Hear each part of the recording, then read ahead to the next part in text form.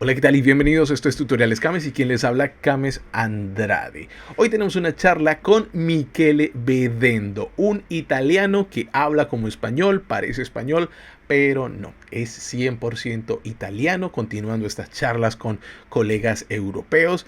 Vamos a hablar hoy con Michele, que ha trabajado en este tema de videojuegos toda su vida, ha hecho un montón de cosas para empresas grandes, para empresas indie, ha hecho cosas para sí mismo como independiente y pues todo ha sido alrededor de los videojuegos.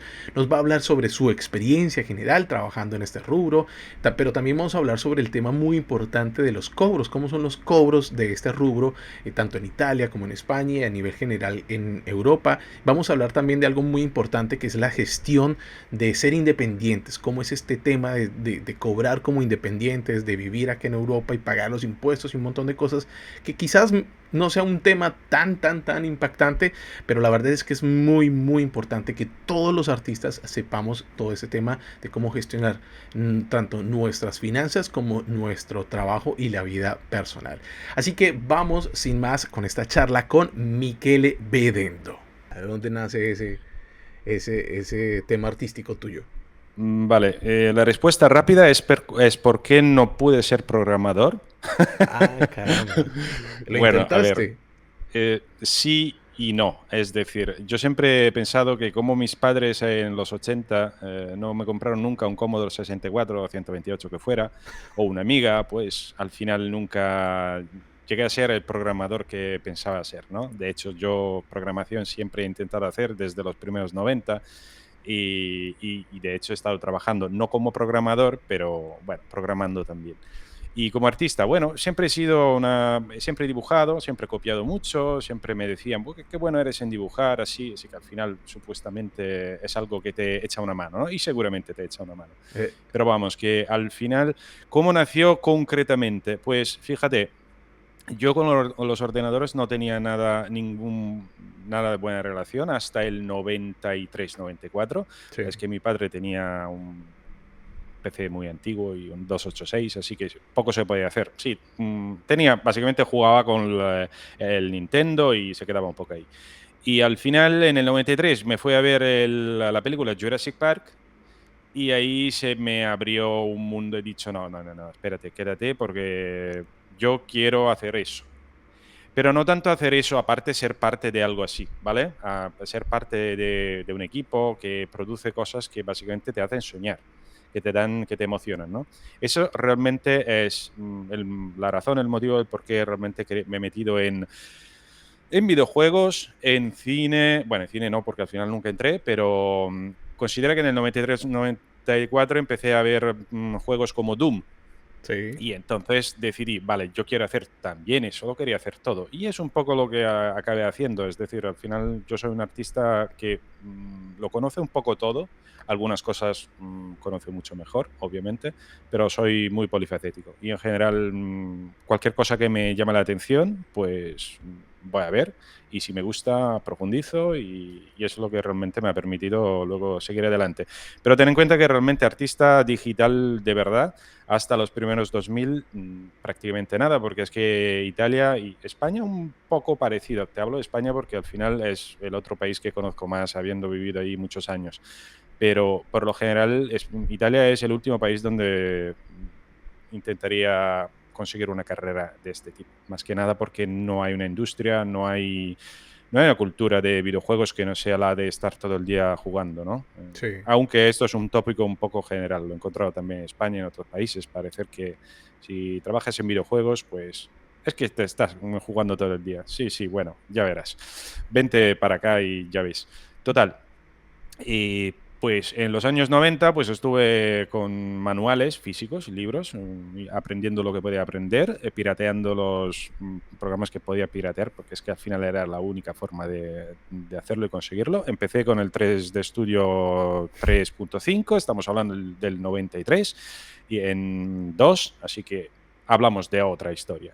Pero realmente en serio, pues empecé en los 2000 y en serio realmente cuando empecé a estudiar, aunque ya conocía un pelín bastante, pues empecé en España en 2007 porque me apunté a un máster en la escuela CICE, que está en Madrid, Ujú. escuela donde luego 7 años después entré a currar también, estuve también de profesor ahí. Pero bueno, eso tiene que ver con profesores, con lo de enseñar. Y concretamente quise hacer niveles de juegos desde que empecé a jugar a Doom, pero al final me encontré que disfruto más haciendo las cosas que no jugándolas, por ejemplo, ¿no? Entonces, lo de montar un nivel es un término medio, si quieres. Juegas, por un lado, porque lo tienes que testear mucho, por otro lado, tienes que crearlo, y bueno, de ahí poco a poco he ido empujando, incluso en la universidad, que realmente estuve estudiando al principio física, lo cual, nada, duré un año y se quedó ahí. Luego me licencié en diseño industrial, donde intenté como proyecto final hacer un videojuego, pero no estaba en el lugar adecuado para hacerlo. Total, que hice otro tipo de proyecto, pero al salir me metí directamente a currar en videojuegos, aunque fueran videojuegos Flash, de los que había al principio de Sí, los sí, sí. 2000, los que se usaban sobre todo para promocionar productos, los advert games, como se llamaban en esa época. Entonces estuve un par de años haciendo eso, la verdad muy entretenido. Y luego me mudé a España, pues para estudiar. Estuve 5 años, sí, 5 años, no, Pero cinco dónde meses. estabas? O sea, te mudaste a España Roma, estoy en desde Roma Roma. sí, yo soy de Roma y estoy en Roma desde, bueno, en 2007 me pasé a España, en 2017 volví de España a Madrid, aunque tuve una pausa de un par de años otra vez en Italia, pero no en Roma. Y nada, pues ahí estuve un añito haciendo un cortometraje entre el máster y el proyecto final, porque quería hacer animación. En realidad, bueno, es mentira realmente. Quería hacer videojuegos, pero el curso de videojuegos no salió. Me pasaron al de animación, que al final estoy con ellos, que más o menos a nivel de preparación inicial es la misma o parecida. Y nada, pues allí lo hice todo yo. Así que desde cualquier cosa la hice yo. Muy buena experiencia, muy interesante. Al final, con ese corto me metí en una empresa italiana, por eso volví a España e Italia.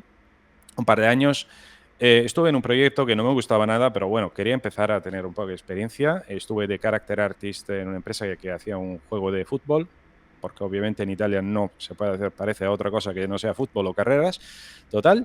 Y nada, pues 2 años después me fui porque me había cansado, básicamente.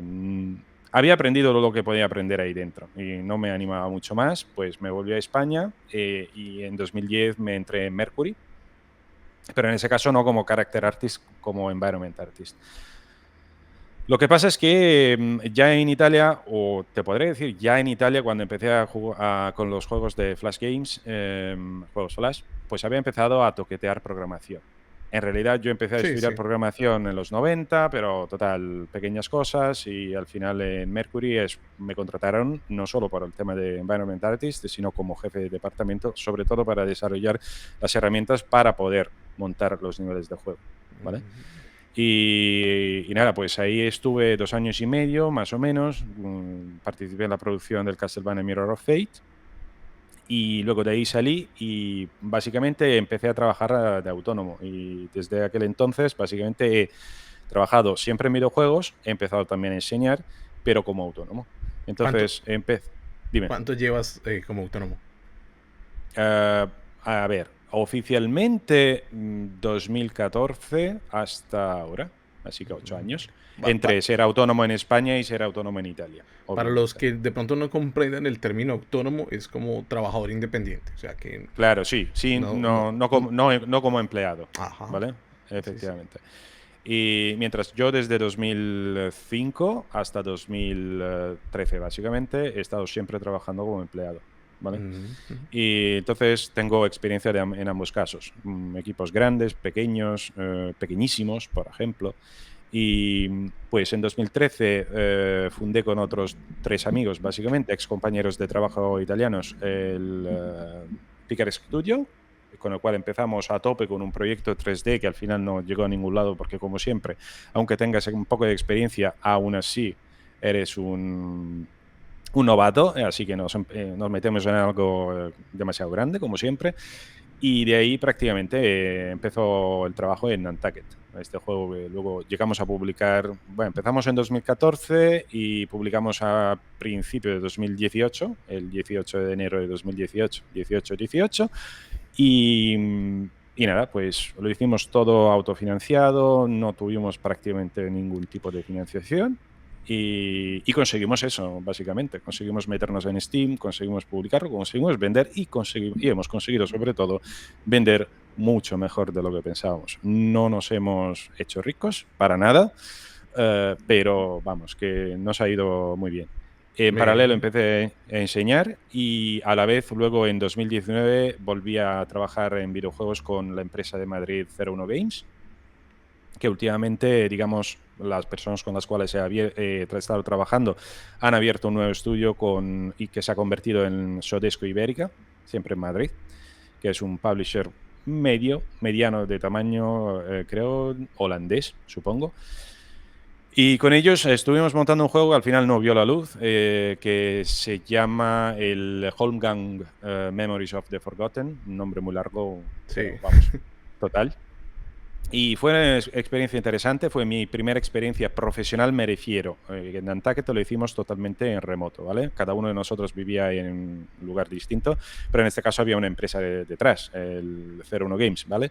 Entonces estuve ahí también de Lead Environment Artist, estuve también trabajando mucho como Technical Artist porque tuve que crear básicamente el pipeline de producción interno en Unreal Engine, incluso me metí en C++ para crear algunos blueprints, vamos, algunas plantillas, templates para poder hacer que los demás artistas pudieran directamente conseguir cierto tipo de estilo visual, porque al final querían ellos simular un poco las pinceladas, digamos, tener una estética muy, muy artística, podríamos decir. Al final lo conseguimos hasta cierto punto, la verdad, honestamente, bastante poco. Más que nada por el tiempo, más que nada porque es algo muy complejo de conseguir, ¿no? Sí. Al final es un poco una quimera, podríamos decir. Aunque viendo algunos productos como el Arcane, en este caso la serie de Netflix que salió hace 2 años, yo flipé, me pareció súper bonito, pero claro, hay detrás un equipazo y un dinerazo, yo diría. Sí, pues es que es algo que Netflix se puede dar el lujo de comprar, ¿no? Porque compra los productos y de financiar ese tipo de cosas que uno lo ve muy, muy hermoso, muy bonito, pero el trabajo que hay detrás de ese hand Es painted, brutal, off, es brutal.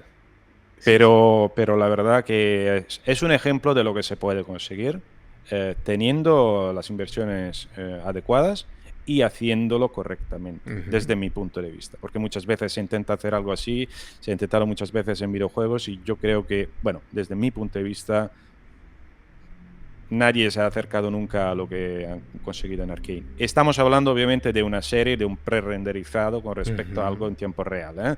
Está claro, está claro. Pero vamos, es, digamos, una referencia muy buena desde mi punto de vista. Luego, obviamente, te tiene que gustar ese tipo de estética, ¿vale? A mí todo lo que es pincelado, que es más, que tiene ese sabor, ¿no? de pintado, pues me encanta. A Sí, sí. mí, yo no soy para el fotorrealista, para que nos entendamos. Me parece demasiado. Es decir, es algo que me interesaba los primeros 2000, digamos, cuando empecé, porque de una forma o de otra es algo que te llama mucho la atención, pero a nivel artístico es un currazo lo que tú quieras. Pero no lo sé. Será que a mí cuanto más te acerques a la realidad, menos me interesa porque la realidad la encuentro un pelín menos interesante. Es como Total, los personajes estilizados. Por eso ejemplo, es, a mí me encantan los personajes muy estilizados claro, y llaman muchísimo la atención más que un personaje realista. Y cuando correcto. uno le tiene que trabajar en cosas que sean realistas, tiene que trabajar demasiado para que se acerque un poquito a la realidad, por aquello del valle del Claro, inquietante, ¿no? Cambio eso es. algo que sea totalmente, ¿cómo se dice?, estilizado, no necesita demasiado trabajo para que te conectes con eso. Por eso es que como que nos llama mucho la atención los personajes así todos estilizaditos, ojos grandes, cabeza grandota, frente grande. Claro. Entonces nos gusta mucho como eso.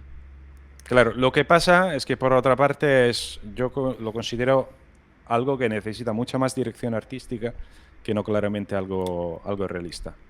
A ver, hay, cada caso es su mundo, ¿vale? Eso está claro. A lo que me refiero es que es hacer algo estilizado y que funcione son dos cosas distintas, Ujú. de todos modos. Y además de lo que tú comentas, del hecho de que a nivel de producción puede efectivamente venir más cómodo, podríamos decir, pero al final cuando hay que producir, eso es el tiempo, eso es el dinero y hay que encontrar una solución, ¿no? Algo que encaje los dos. Pero sobre todo el tema es que creo que tiene un poco que ver también con todo el movimiento retro de los últimos, bueno, casi 10 años, podríamos decir. Lo que tenían los juegos de aquel entonces, por un lado, que aquel entonces era así porque los límites técnicos, tecnológicos eran esos, lo que llevaba es que la gente no lo tenía todo delante, todo enfrente, ¿no? Todo descrito perfectamente, sino que cada uno en cierto sentido tenía una experiencia un poco distinta porque cada uno esas formas, esos colores, esos efectos, esas combinaciones las interpreta a su bola. Sí. Cuando lo tienes todo perfecto, es más difícil. Es Ujú. más difícil desde mi punto de vista. Pero total, repito, no todo el mundo tiene por qué tener ese tipo de experiencia, no a todo el mundo le gusta eso y está clarísimo eso, Sí, sí. ¿vale? Obviamente aquí hablamos también de gustos. De lo que me contaste de la historia tuya, hay muchas cosas que tenemos en común y hay en común con muchos otros artistas con los que he hablado. Es el tema primero de que te gustaba dibujar en el colegio, Claro, que te traumó Jurassic Park también y que también iniciaste haciendo otras cosas, o sea, otras carreras que no tienen nada que ver con lo que estás haciendo ahorita. Es como un común denominador en los artistas de hoy en día el tema del dibujo. Y ojo, no estoy diciendo que para ser artista haya que saber dibujar. De hecho, muchos de los grandes y de los buenos artistas en 3D o en muchas otras cosas no saben dibujar, no dibujan nada, nada, nada. Entonces, no es un requisito, confirmo. pero dibujar, si tienes la oportunidad de aprender a dibujar, te va a ayudar muchísimo, por ejemplo, a bocetar ideas. O sea, no es un requisito, pero si lo haces, vas un paso mucho más adelante. Es una recomendación Correcto. que yo siempre lo doy a la gente. Ah, es que es necesario dibujar. Pues no es obligatorio, pero si lo puedes hacer, hágale. Sí. Entonces me gusta esa similitud. Y una confusión que yo tenía allí era el tema de lo de Italia, porque es que no se te nota por ningún lado el italiano. Esto es el mejor cumplido que me puedes hacer, especialmente porque hace 5 años que realmente no practico español. A ver, es mentira. ¿En qué sentido es mentira? Que yo de todos modos, aquí desde Italia trabajo sobre todo con clientes españoles, Ah, con vale. clientes italianos pocos, ¿vale? Y de hecho, tengo otro problema, y es que, por ejemplo, yo los viernes por la mañana tengo un curso de formación en italiano y de vez en cuando, como estoy tan acostumbrado en explicar las cosas en español, me sale español. Ahora bien, hay muchas similitudes entre italiano y español. De hecho, creo que son entre los idiomas más cercanos entre sí. No obstante, muchísimas diferencias. Y total, así que no, es una cosa, a mí el español en sí es algo que es un idioma que me encanta. Yo te digo, no me fui a España por esto, no me fui a España, me fui a España por amor, básicamente. Y no había nunca pensado al español aprenderlo. Y la verdad que ha sido una pasada y es un idioma muy, muy bonito, la verdad que... Sí. Y, No, y pero es es que una forma... te lo digo porque es que el acento que tenés y la forma en que hablas es un español, o sea, cualquiera, es un pasas por un madrileño cualquiera. A mí 2 o 3 veces me han confundido con un gallego. Gallego, Y sí, creo haber entendido por qué una vez que me fui a Galicia, porque tienen una forma de hablar español que se parece un poco a cómo los italianos, que no cuidan mucho el acento, la entonación, digamos, la forma de cómo se habla, suelen hablarlo, ¿no? sí. Y luego depende de italiano a italiano. Yo en general, incluso cuando hablo inglés, intento hablarlo lo mejor posible, incluso con cara a la pronunciación que sea. Luego he estado viviendo casi 10 años en España y, vamos, yo me he estado en casa ahí y la verdad que por eso he querido aprender a hablar bien. Sí, sí, sí. Digamos que para mí fue un reto lo de intentar que no se entendiera que fuera extranjero, No. independientemente italiano o menos. Total, así que muchas gracias por el cumplido. Es que por eso me confundí cuando decías que te fuiste España, bueno, no es que era de España, verdad que es de Sí, Italia, sí. pero no, o sea, no tienes acento, a veces por allá se te escucha un poquito. Yo estoy acá, aquí en Canarias, estoy tratando, aprendiendo, Ujú. en el tiempo que llevo, aprendiendo cómo identificar los acentos. Lo que pasa es que, pues, no sé si sabes que acá los canarios son más, hablan como más como latinos, o sea, es Sí, muy sí, sí. parecido a los latinos de Centroamérica, Sí, parece no un cubano. estás, claro, no estás en el mejor lugar quizás para No, aprender los acentos de España en general, así. pero Pero sí. tengo amigos con los que hablo y pues más o menos como que les noto los acentos. Entonces estoy aprendiendo allí a identificar los diferentes tipos de acentos de España y Ujú. más o menos ahí acostumbrando el oído. Sí. Eh, pero bueno, me alegra mucho que no sea un insulto para ti que te diga que No, en no. absoluto, vamos, me parece genial. A mí es, en serio, es un cumplido muy, muy apreciado. Vale. Me contabas que en Italia no hay mucho este tema que no se mueve mucho la industria Ujú. de los videojuegos y este tipo de cosas. ¿Cuál consideras dentro de los países que conoces de la Unión Europea que son los Sí. que más tienen esta industria desarrollada? A ver, es una pregunta relativamente retórica. ¿Por qué te digo eso? Porque al final, en principio, los países del norte de Europa, hablando entre estos, digamos, Francia y Alemania, seguramente, Inglaterra, obviamente, Ujú, aunque yo lo que en parte he visto es que cada país luego tiene sus ejemplos más importantes, quizás se definen más para cierto tipo de producto, pero en general seguramente Francia, Alemania e Inglaterra. Pero te puedo decir una cosa, España siempre en comparación con Italia está mucho más adelante. Ahora bien, sé que España no se considera, y de hecho no tiene el mismo volumen de, digamos, de producción de videojuegos, en términos, digamos, de facturación de ventas de videojuegos en sí, pero yo cuando hablo sobre todo de facturación, hablo de facturación de empresas que producen, desarrollan videojuegos, ¿no? ujú. Eh, Otra cosa, acabo de contestar a tu pregunta con cara a Europa y luego os doy un par de números con cara a entre Italia y España. Y luego seguramente en los últimos 10 años han salido otros países del este de Europa, ¿vale? Ujú, Polonia seguramente sea quizás la más famosa, más que nada por los de CD Projekt Red. Pero, por ejemplo, en los primeros 10 años 2000 también hubo la República Checa, o con los que hicieron Mafia, la serie Mafia, ujú. básicamente. Bueno, que luego se convirtieron en Illusion Softworks y luego se convirtieron en Tuca Check, creo. Pero yo veo que también el este de Europa se está siempre, poco a poco, pero está llegando. Podemos luego estar comentando las condiciones de trabajo, pero esa es otra historia y eso sobre todo es algo que es común en todas partes, podríamos decir. Españoles y italianos se suelen quejar mucho culturalmente, ¿no? Ujú. El primer libro que vi en España cuando llegué tenía el título Si habla mal de su país, seguro que es español. Cuando yo lo leí como italiano, dije, pues no conocéis a los italianos, básicamente. Así que aquí tenemos un dicho que es todo el mundo es país, ¿no? Que al final hay muchas cosas en común. Es que ese tema que acabas de tocar me parece súper importante. Yo sí lo he notado, pero ahorita que estoy acá, también puedo hacer comparaciones, por ejemplo, con Claro. Colombia. Cuando Ujú. uno solo vive en Colombia, uno habla mal de su propio país y no conoce otras partes y uno cree que pues, todo el mundo está mejor que uno tiene el peor presidente o que uno tiene la peor economía, las peores decisiones. Pero cuando conoces otros países y vives en otros países, te das cuenta que no, que también hay otros países, que también cada país tiene lo suyo. Puede ser muy Europa, muy de todo, Claro. pero tiene, o sea, por ejemplo, pongamos un ejemplo, el tema de los impuestos para los autónomos aquí en España. O sea, Sí. es una cosa que un colombiano nunca se imaginaría cuánto paga una persona como autónomo, como Ni te quiero independiente. hablar de Italia, entonces. Bueno, imagínate, Sí, sí, sí, entonces, no, pero claro, sí, estamos en lo de siempre. tendríamos que ser algo más humildes en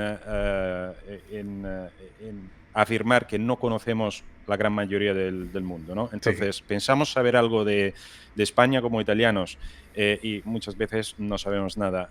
Pensamos saber algo de Italia como españoles y muchas veces no sabemos nada. Eh, Conocemos tópicos. Los sí, tópicos sí, están sí. basados seguramente basados en algo, pero siempre hay que tener mucho cuidado. Y lo que tú dices, siempre hay alguien que está peor que tú, Ajá. siempre hay alguien que está mejor que tú, eso está claro. Pero en todos países siempre, quien más, quien menos, se quejan de algo, Sí. ¿vale? Ahora bien, otra cosa luego es a lo mejor el orgullo que alguien tiene con cara a su país, que es algo que, por ejemplo, en Italia es muy difícil, a no ser que hables de cultura. Entonces ¿Cómo así sacamos. difícil? Los italianos no están orgullosos de Italia, de ¿Ah, ser no? italianos. No, en la gran mayoría se consideran un pueblo eh, básicamente tonto y un pueblo que no tiene pelotas, básicamente. ¿Vale? A ver, me estoy diciendo que el 100% sea así. Sí, sí, sí, ¿Vale? pero De hecho, yo no me considero el típico italiano en ese sentido. Pero pensamos muy mal de nosotros. Y esto en parte es algo que he encontrado también en España, pero en España yo creo que hay algo más de orgullo. Tenéis una historia distinta, obviamente, con cara a la italiana, pero tú vas a ver que en Francia también hablan mal de su país, tienen sí, sus sí, problemas sí. así, pero tienen una forma distinta de enfrentarse a ellos, ¿no? Yo sigo en los últimos años muchísimo la realidad americana, estadounidense, mejor dicho, pero también canadiense un poco. Y en Estados Unidos, especialmente en los últimos 4 o 5 años, hay muchísima gente que habla mal de su propio país, ¿no? Aún así es más, tienen un orgullo, unos cimientos con cara ese sentido de ser orgulloso de ser estadounidense, a veces quizás demasiado, pero vamos, Pues eso más, ya es más otra bien es historia. como un tema de nacionalismo, ¿no? O sea, Sí, de nacionalidad. Sientes eso. Yo, por ejemplo, en España tuve la oportunidad, si hubiera estado otros 3 años viviendo ahí, de sacar la nacionalidad española, sí, ¿vale? Y estaba pensando, bueno, pero ¿por qué te gusta esto? Me gusta la idea porque siento parte de la cultura española mía, aunque realmente no puedo decir que sea la parte de cultura española que tengo, que la cultura no es meramente el Cervantes o la literatura, el cine, es lo que tú vives, ¿no? Lo que has estado experimentando en tu misma piel. No puedo compararla con la italiana, por supuesto, por supuesto. Aún así, la conexión que tengo con España es muy profunda. Esto no pasa con cualquiera, sí, ¿vale? Luego depende. Mi experiencia en España ha sido muy buena. Hay gente que no puede decir lo mismo. sí. Entonces, va a considerar las cosas de forma distinta. Total, que los italianos, por ejemplo, no piensan nada bien de ellos, no piensan piensan, por lo general, es muy fácil encontrar a alguien que piense que necesitamos que alguien de fuera nos tenga que decir cómo tenemos que portarnos porque no somos capaces de hacerlo nosotros mismos. Eh, Esto es algo que no siempre ha sido así, ojo, es algo muy de los últimos 30, podríamos decir incluso 40 años, pero vamos, eh, eso es. Es Vale. un poco una pena, pero y en parte lo veo también en España. España ha cambiado desde los primeros 2000 a hoy, desde mi punto de vista, y ha ido un poco empeorando en este sentido. Pero vamos, las bases, los cimientos son distintos, así que Mi- habrá desarrollos distintos. Mira que ahorita que estamos tocando ese tema, se me viene algo y es el tema de esas aspiraciones que uno tiene, pero tenía la palabra y se me fue, que es como la Sí. idealización sobre las cosas.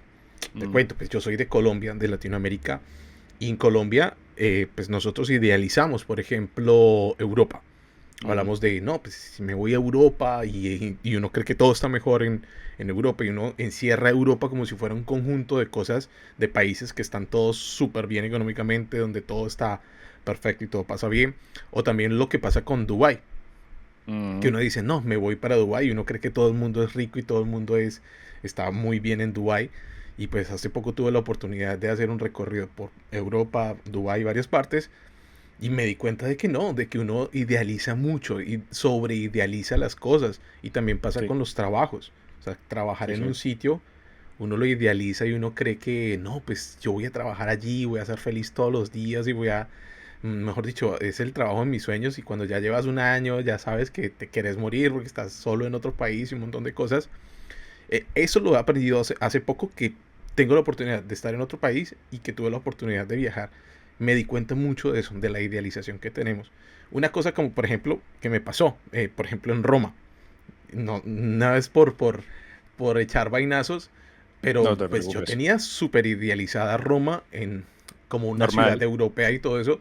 Pero cuando llego y veo el tema, por ejemplo, de la basura, que tú sabes, Sí, sí, claro. de Roma, Obviamente.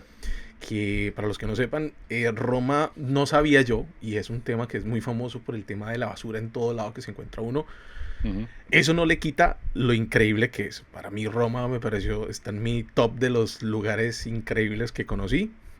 Me encantó. Eso es un tema más de administración política que no tiene nada que ver con la gente, ¿no? Ni con la cultura ni Mm, nada. O no sé, bueno, posiblemente.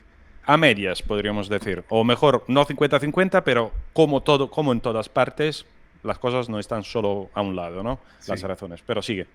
Entonces, cuando llegamos y me encontré con esa realidad, con esas cosas distintas, yo, hombre, ¿qué pasa aquí? ¿Cómo así? Uno idealizaba todo el tiempo Europa y Roma y estas ciudades europeas como el top del mundo y cuando llegas y ves, no, mira, parece mi ciudad que está llena de basura, donde mira este tipo como tira la basura allí, tira las colillas de cigarrillos donde le salga y yo decía, bueno, tampoco estamos tan distintos en ese sentido. También me pasó en París. En París también hay una idealización tan amplia de París.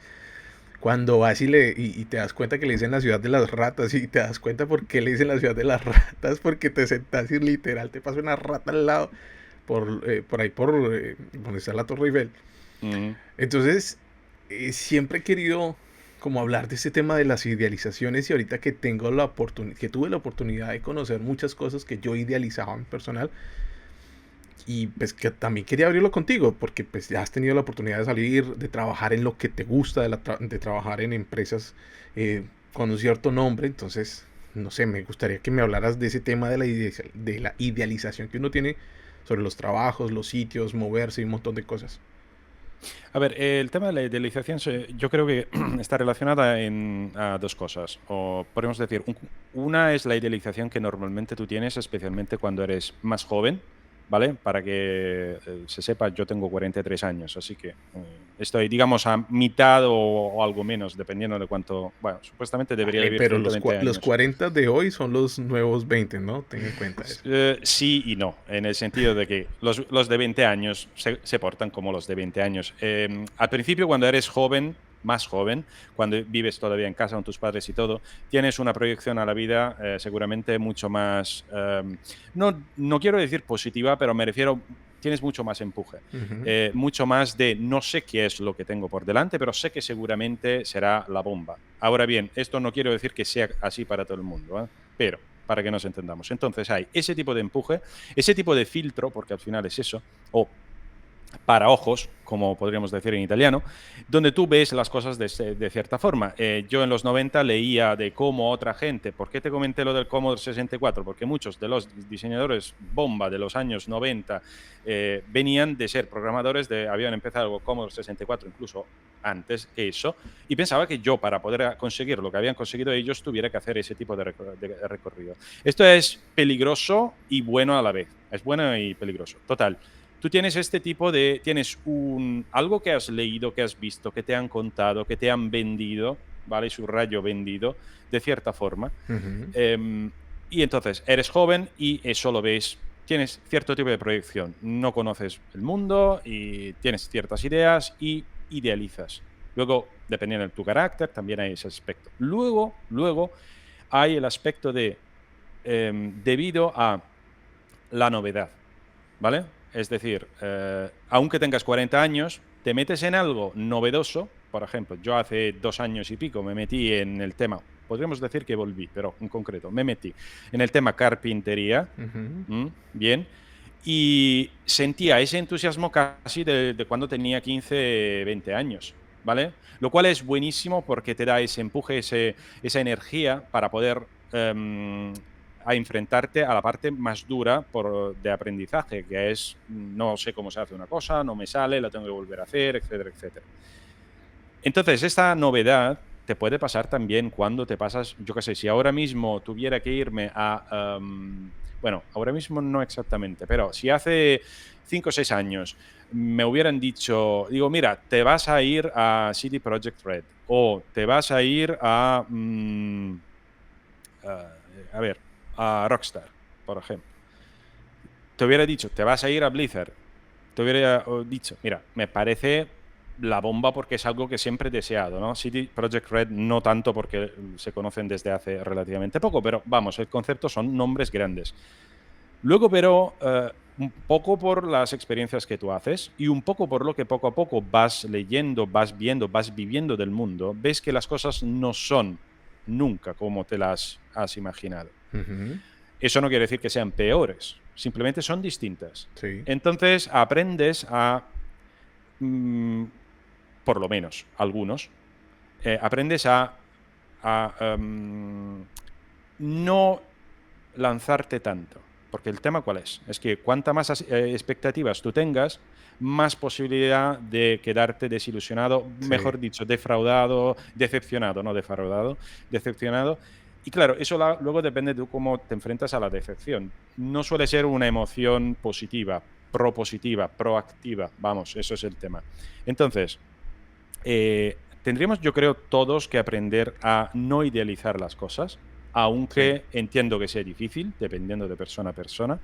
Ser un poco más humildes y no pensar de conocerlo todo. sí, importante. Eh, y yo creo que lo de ser humildes no es tan importante cuando eres joven, cuanto es importante cuando eres más experto. Porque es más fácil pensar de saberlo todo después de haber tenido 15 años de experiencia, Ujú. que es realmente cuando te deberías dar cuenta que las cosas son mucho más complejas, son muchas más las que no conoces que las que conoces Sí. realmente. Esto lo digo especialmente porque yo, por una parte, será que soy un formador, ¿vale? Y yo he tenido muchas dificultades en aprender. Yo en los años 90 no tenía los que tienen hoy en día, o incluso hace 10 años, los de 15, 20 años, ¿vale? En términos de oportunidad, de tutoriales, de vídeos, de todo tipo. Tuve que buscarme con los dientes, ¿vale? Buscarme libros, lo que fuera. Entonces, yo lo que quiero es, yo he tenido, pero la posibilidad de aprender gracias a personas que me han enseñado y quiero devolver esto a las personas. Es decir, esto no tiene que ver solo con lo que hago en videojuegos, tiene que ver con lo que yo sé hacer y alguien no sabe hacer. Pues yo si puedo devolver esto, quiero hacerlo. Como formador, desde mi punto de vista, es una cosa que no tienes que comunicar, no tendrías, es justamente la arrogancia. Ujú. Yo lo sé todo. Yo una cosa que Sí, siempre digo a mis alumnos, chicos, yo os cuento mi forma de hacerlo, pero nunca toméis lo que os digo yo como la Biblia, como la ley. exacto. Siempre intentar romper lo que os cuento yo. Siempre, porque tenéis que encontrar vuestra forma de hacerlo. Y siempre digo, cuidado con las personas que se ponen como que ellos lo han conseguido todo y lo saben Lo todo y saben así, todo.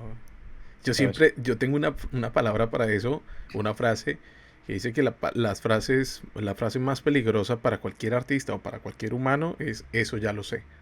Claro, Cuando ya llegas a ese nivel de que crees que eso ya lo sabes, que en tu carrera no hay nada más por aprender o que en tu campo no puedes aprender más o mejorarlo, ya estás muerto, ya tírate un pozo porque literalmente te sí, bloqueaste a mejorar. claro. Claro. Y ojo, eso no quiere decir que alguien no pueda hacerlo. Simplemente el punto es, si después de 15 años querías saberlo todo, pues casi te aconsejaría, deja ese trabajo y encuentra otra cosa que no sabes hacer y métete en eso.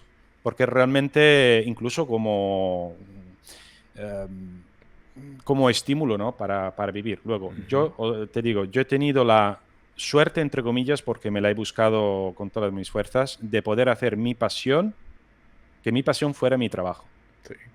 ¿vale? Pero Y es algo que yo aconsejo a todo el mundo. No todo el mundo consigue lo que quieres, luego depende de muchas cosas. Pero eso sí, lo que tú comentas es muy importante.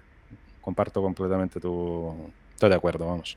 Ese tema de hacer a veces también de su trabajo, a ver, de su pasión un trabajo, a veces he visto yo que hay que llevarlo un poco con cuidado, porque Sí, cuando a ti te apasiona, por ejemplo, la carpintería, es algo que también tenemos en común, que yo fui criado por un carpintero, mi papá es carpintero, toda la igual. vida, entonces me encanta, pero cuando tú todos los días tienes que levantarte a ganarte el pan haciendo muebles y tallando cosas y tienes que entregar, pues la pasión en algún momento va a quedar, vamos, en el Sí, traste, porque no va a haber pasión porque tienes que entregar esos muebles. Es lo mismo cuando trabajamos en videojuegos, que decimos, uy, sí, qué bacano, vamos a trabajar en un videojuego muy famoso.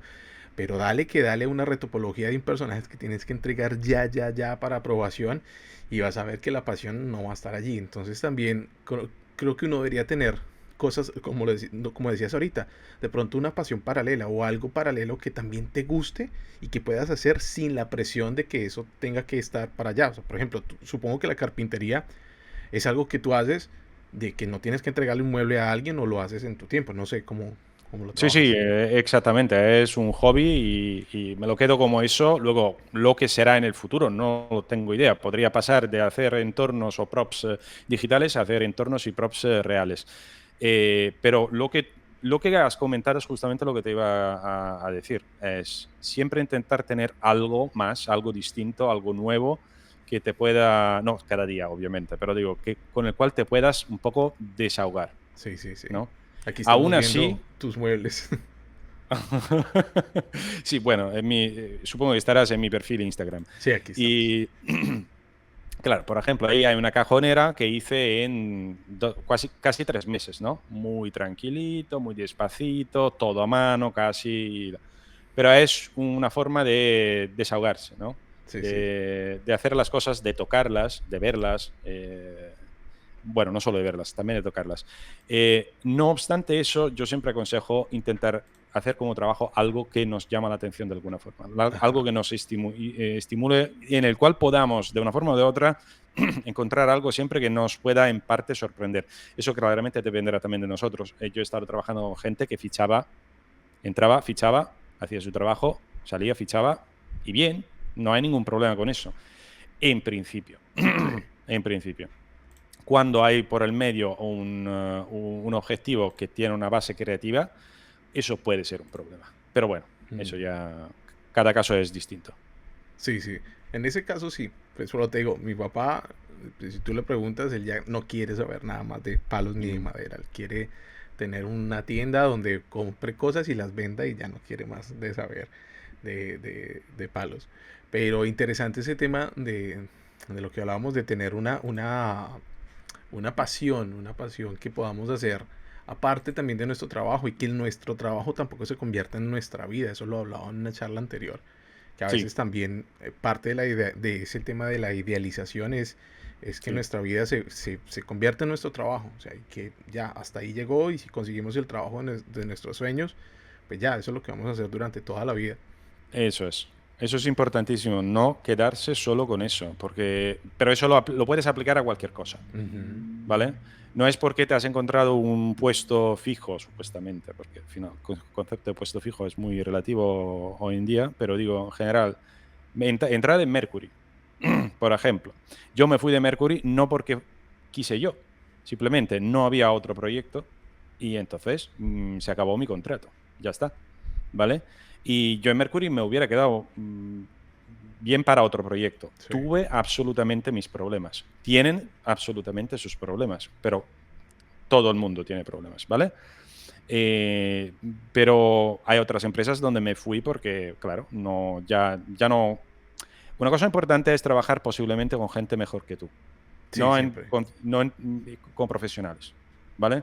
Porque es que, a ver, yo aprendo un montón de cosas incluso desde de parte de mis alumnos, ¿vale? Pero a nivel profesional, tener a alguien que es mejor que tú te permite ver qué es lo que puedes hacer mejor, Luego Ujú. encontrarás tu forma de hacerlo, de conseguir ese resultado.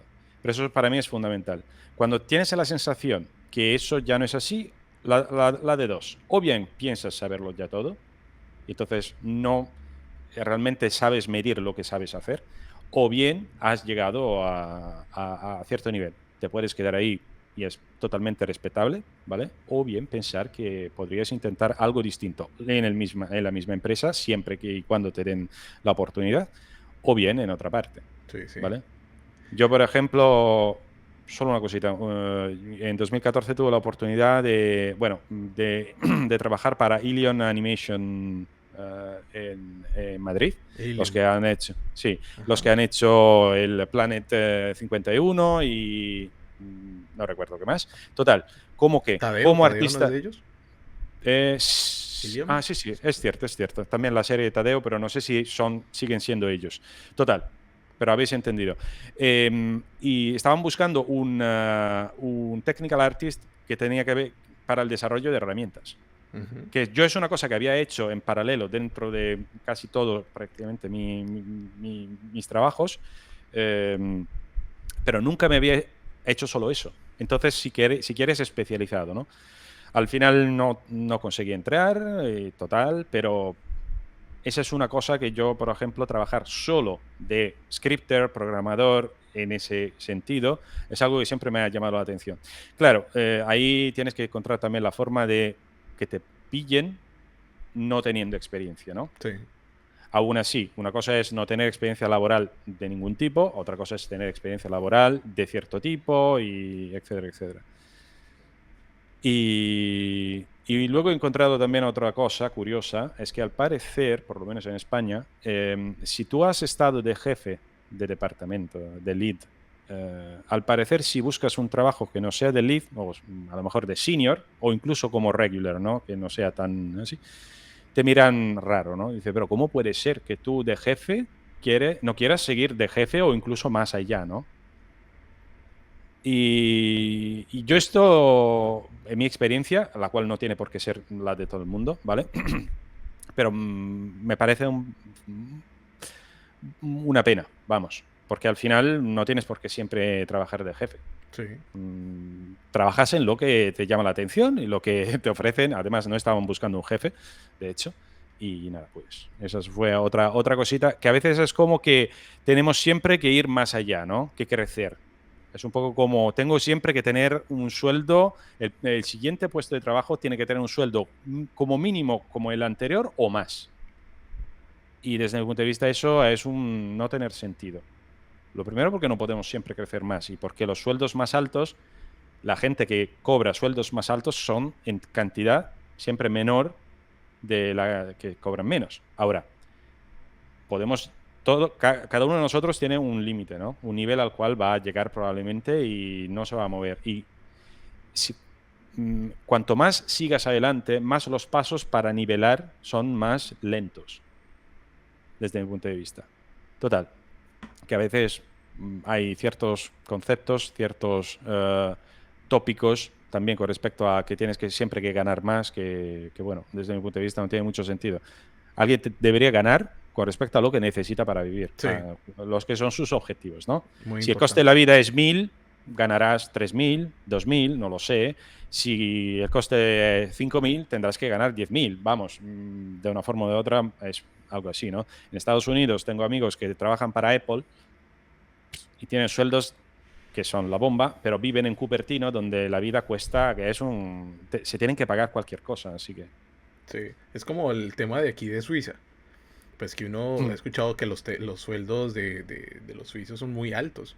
ujú. Pues no es suiza, la gente gana muy bien, pero cuando vas a ver cuánto cuesta un alquiler de un piso o de cualquier cosa, de un apartamento, es prácticamente la mitad del sueldo solamente en alquileres. Entonces, lo que es muy importante ese tema de Es muy también importante, medir tus necesidades. Y claro. ahorita que estamos hablando como de dinero, Sí. me gustaría que habláramos un poquito acerca de este tema de los ingresos promedio de un profesional en los videojuegos.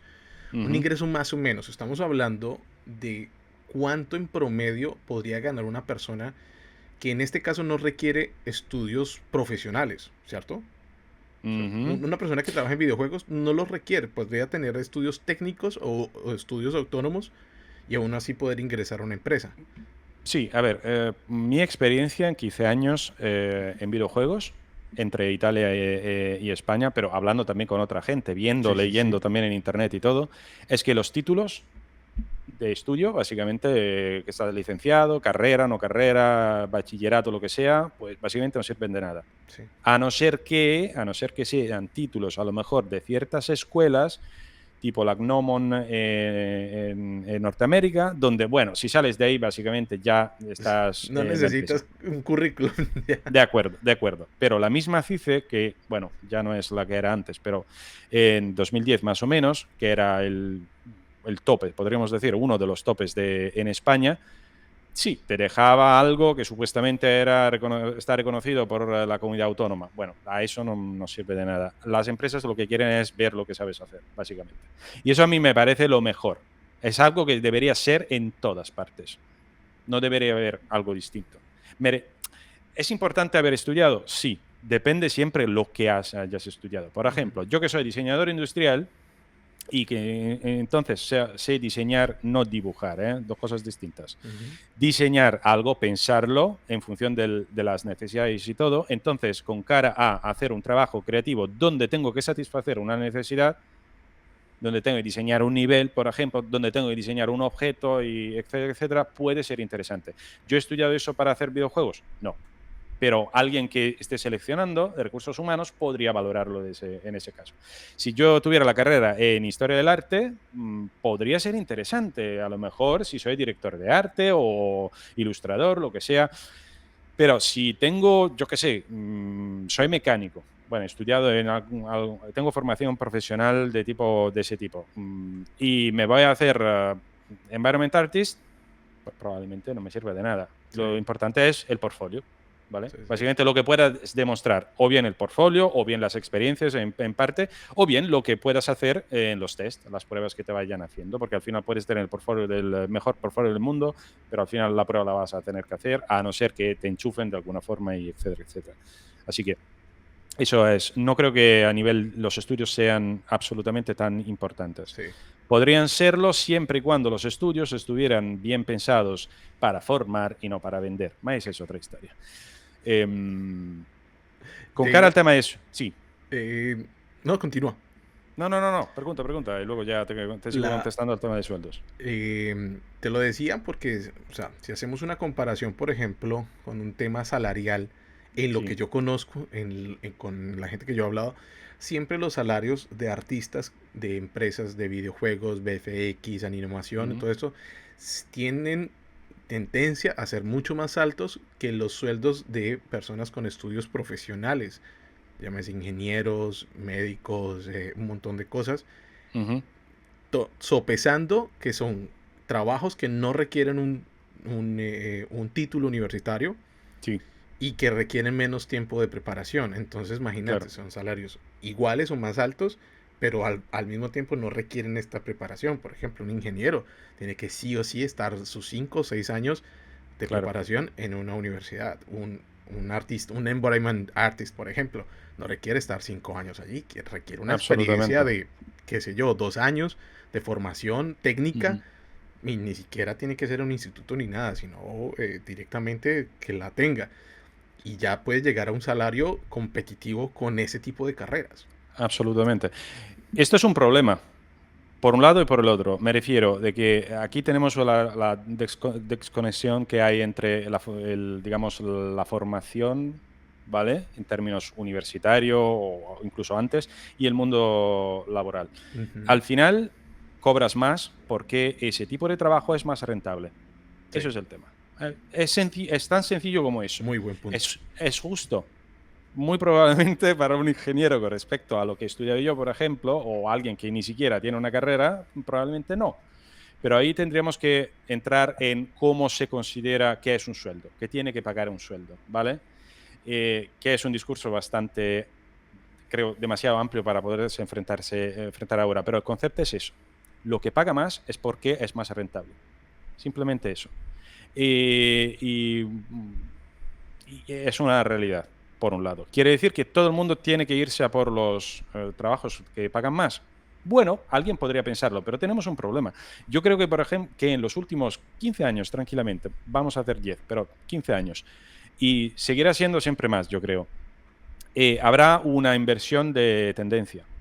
Ya hay una inversión de tendencia desde mi punto de vista. Hay mucha más gente formada, supuestamente, porque vamos a hablarlo muy en serio, un curso de 15 personas no salen todas 15 al mismo Sí, nivel, sí, sí. ni de lejos, ¿vale? Así que ya hay una selección. Pero el tema ¿cuál es? Es mucha más oferta de la demanda que realmente existe. En España, por ejemplo, hay muchísima formación que hace todo el mundo, quien mejor, quien peor, da igual, pero las empresas son cierta cantidad. Lo que pueden Ajá. ofrecer y buscar son cierta cantidad. Es más, las empresas no buscan solo dentro de España, si acaso buscan también dentro de Europa. Ahí, entonces, vamos a competir con muchas más gente. Luego, si te metes en el trabajo en remoto, estás compitiendo casi prácticamente con todo el mundo. Entonces, ahí entramos en la competición global que es muy poco, que tiene un problema. Hay gente que cobra muchísimo menos, que le costa la vida muchísimo menos, independientemente de los derechos humanos que se respeten o menos o lo que sea. Entonces está claro que, por ejemplo, yo en Italia no puedo cobrar lo mismo que cobra a lo mejor un norteamericano. ¿Por qué?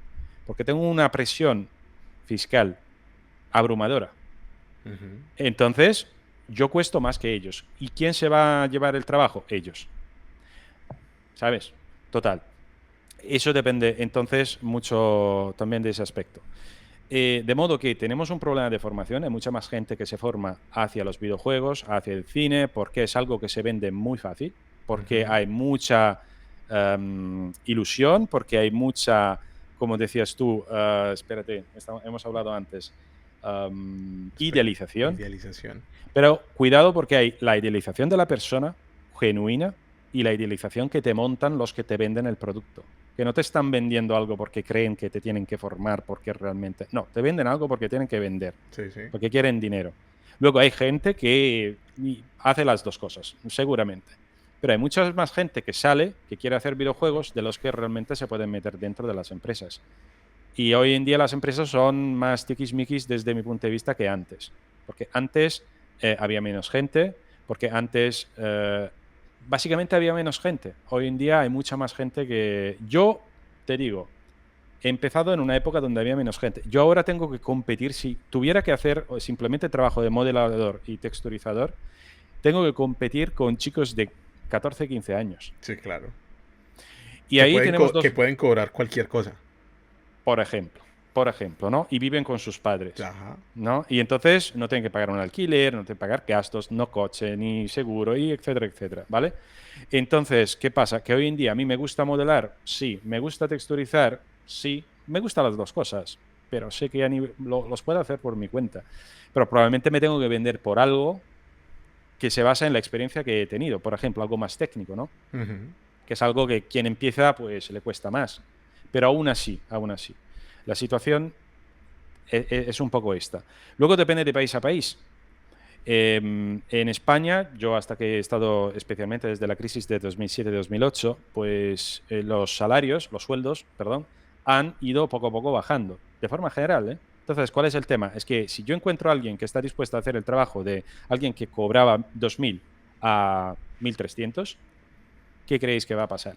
Que va a pillar el que cobra 1.300. A lo mejor cojo dos, ¿vale? Dos personas al precio de una. Y no sabrán hacer lo mismo que hacía el de 2.000, por ejemplo, por decir uno. Pero bueno, como son dos, al final consigo apañar la cosa. Y luego, si uno no funciona, pues fuera. Que seguro que hay otro que va a entrar, que a lo mejor le va a poder pedir 1.000 euros, 1.200 euros o lo que sea. Tenemos que tener en cuenta también esto. ¿Esto quiere decir que currar en este contexto son 1.000 euros al mes? No, absolutamente. Depende obviamente de qué tipo de nivel tengas, ¿vale? Yo os puedo decir que estamos hablando probablemente de sueldos que van entre los 1.500, 1.800 euros, ¿vale? Y no necesariamente para un junior. Un junior podría incluso cobrar menos. Es que ahí también depende de la empresa, del proyecto. Si es una empresa que hace juegos indies, probablemente cobres bastante menos, dependiendo si luego estás en remoto, si tienes experiencia o menos. Pero vamos, 1.500, 1.800 euros. Algo más. Yo he llegado a cobrar 2.300 euros como jefe de departamento, ¿vale? En España. Sí. No he cobrado más. Pero conozco a un par de personas que en Francia, en una empresa, no voy a comentar ni la empresa, ni el juego, ni las personas, obviamente, ¿vale? Pero cobran, o han cobrado, no sé ahora mismo. Uno es dos artistas, animadora y artista. Pues cobraban básicamente 6.000 euros netos. Netos. Netos. Vaya. Cuidado, ¿eh? Yo os he hablado antes de 2.300 netos, ¿vale? Así que más, tenían una casa. Así que le podéis añadir algo como probablemente unos 1.000 euros más Sí. netos siempre, ¿no? Es como si cobraran 7.000 euros. Ahora, esto es el máximo que yo nunca he oído, ¿vale? Pero estamos hablando de euros y estamos hablando de Europa, no estamos hablando de Norteamérica. Sí. Es un caso, seguramente es un caso específico, no de la persona en sí, pero de esa empresa, ese proyecto y todo, ¿vale? Pero el rango, como podéis ver, puede ser el que conozco yo, muy amplio, ¿no? Ahora, aquí, ¿qué es lo que importa? Para mí, lo importante, lo que aconsejo a los alumnos, por ejemplo, es considera dónde vives, tus costes, y luego considera lo que te van que te ofrecen, ¿vale? Pero si tú tienes el alquiler que te pilla la mitad de tu sueldo, espérate, cuidado, porque luego tú tienes la compra, tienes los gastos y se te queda en poco, dependiendo de dónde, de la ciudad donde vivas. Te pongo un ejemplo, pues en mi caso, 1.000 euros en Madrid es muy poca plata. En Madrid o vives con tus padres o es Sí, muy es complicado, ¿eh? Muy Madrid. complicado. 1.000 euros acá en Canarias, puedes vivir más o menos bien, ¿sí? Porque el coste de vida en arrendos y en todo eso es un poquito menos denso que lo que es Pero si no recuerdo mal, Canarias tiene también un régimen fiscal un pelín distinto que el resto de España. Sí. Por lo menos, por ejemplo, con cara a las empresas sé que tienen una tasación más baja. Sí, dependiendo, dependiendo. Y también el coste de vida es un poquitín, ¿no? Pues, bueno, hablándolo de este incremento que hubo ahorita, pues, después de lo de Rusia y todas estas cuestiones que todo se incrementó. Sí, claro. Pero es un poquitín más. Pero, por ejemplo, si te vas a vivir a un pueblo de fuera de España, todos esos pueblos que quedan lejos, donde no vive nadie, pues que el costo de vida es muy, muy, muy bajo. Y Claro. pues, 1.000 euros puede ser algo bueno. Ahora, 1.000 euros en Colombia es un sueldo top. Claro. O sea, con 1.000 euros sos el rey de la colina. Claro. Entonces lo que decís es muy importante. Y ahora, agregándole otra cosa que también habías dicho, es el tema del trabajo en remoto.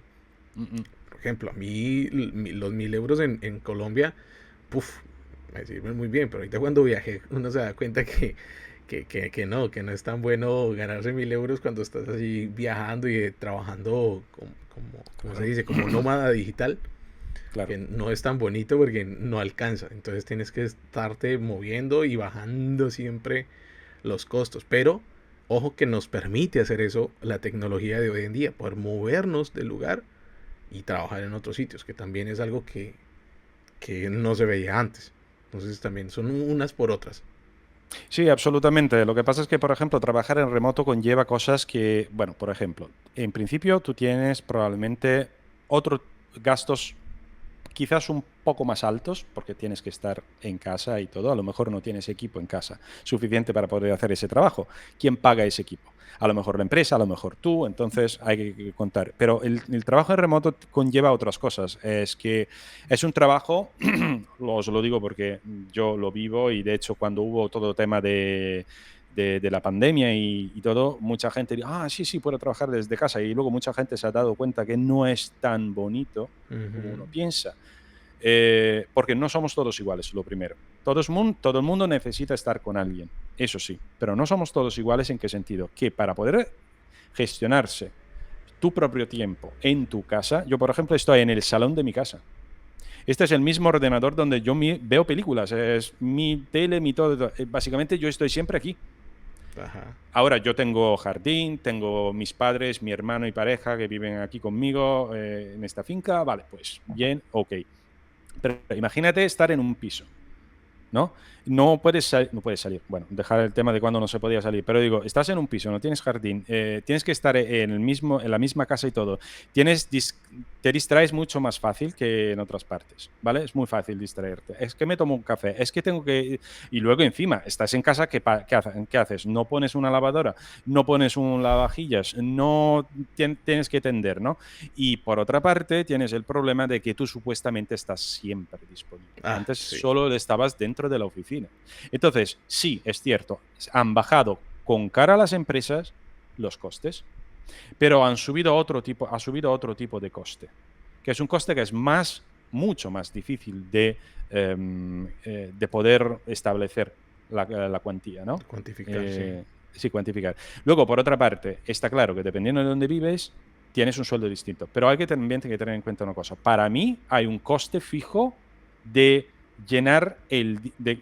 alquilar el tiempo de una persona. Ajá. ¿Vale? Para mí, por ejemplo, una persona, hablamos de coste por hora, ¿vale? Para mí, una persona sin hacer nada, sé que a lo mejor no compartes y mucha gente lo compartirá, pero solo por no hacer nada, por ocupar su tiempo, le debería pagarse entre 10 y 15 euros brutos. Vale. Solo por ocupar, la tienes sentada aquí sin hacer nada, solo por ocupar su tiempo. Y luego le vas a sumar el tipo de trabajo que tiene que hacer, cómo lo tiene que hacer, su experiencia y obviamente sus gastos, porque el tema cuál es, cuando trabajas en una empresa, en una oficina, es que no todo el mundo, por ejemplo, paga un alquiler. Ujú. Entonces, hacemos el mismo trabajo tú y yo, tú no pagas alquiler, yo pago alquiler, ¿entiendes? ¿Vale? Claro. Pero no, es muy difícil imaginar que una empresa te pague a ti menos que yo o que tú, es que no quedaría bien. Porque podría haber la misma persona. No, pero es que él tiene casa, no paga alquiler. Entonces tú cobrarías 1.000 y yo cobro 1.800, ¿no? No, no funciona así. No funciona así, ¿vale? No funciona así. Entonces hay que tener en cuenta que habrá gente que será más... pero, por decirte, tú estás en Colombia, tienes un coste de la vida mucho más bajo, ¿no? Pero no solo porque cuestan menos las cosas, es que tú no haces todo lo que hace otra persona, entonces tú cuestas menos. Vale, pero tú cobras 1.800 euros en Colombia y yo cobro 1.800 euros en Roma. Ujú. Hacemos el mismo trabajo, nos pagan ese trabajo para esa empresa, cuesta eso, ¿vale? Y tú a lo mejor, no digo que sea el doble con respecto a mí, pero tienes un 50% más de beneficio con respecto a mí. ¿Es justo eso? Para mí no es cuestión de ser justo o menos, es simplemente que tú te encuentras ahí, yo me encuentro aquí, Sí. ¿vale? ¿Y se podría jugar con eso? Sí. Yo lo que vuelvo a decir, importante siempre, cuando uno elige, mira, las ofertas, vale, ellos me dan 2.000 euros, vale, pero me tengo que ir a Madrid, tengo que cambiar mi vida, lo primero que tiene un coste bastante grande, ¿vale? Tengo que dejar a mi familia, dejemos el tema si tienes pareja, que esa es otra historia. Me tengo que ir a Madrid, vale, tengo que alquilar un piso, vale, tengo que hacer compra y todo, ¿y cuánto me queda? Yo normalmente uso una regla de tercios o cuartos. Es decir, y el sueldo tiene que ser 3/3 de qué? El alquiler, más la compra, más lo que puedo ahorrar. Porque Ujú. eso para mí es fundamental. No quiero ahorrar la de Dios, ¿vale? Simplemente quiero tener la oportunidad de ahorrar. Sí. ¿Mm? Entonces, eso para mí es normalmente la regla. ¿Que funciona siempre? No, pero vamos, es una referencia. Bueno, Miquel, entonces, bueno, ya estamos hablando, ya pues pusimos más o menos el tema del rango salarial sí, por encima.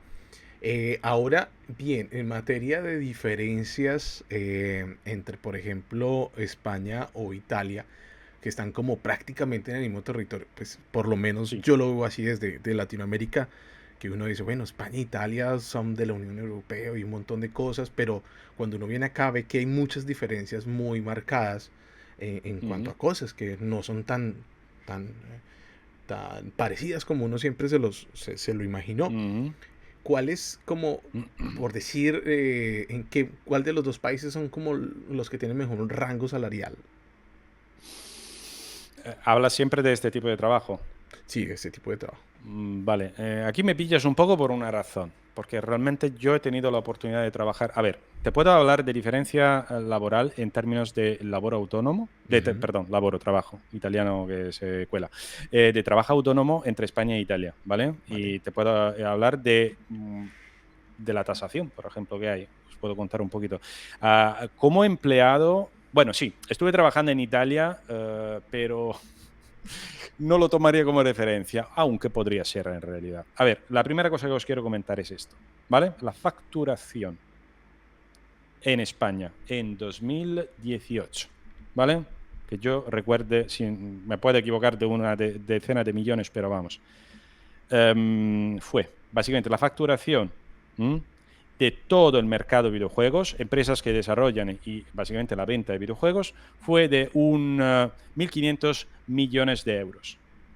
¿Vale? Bien.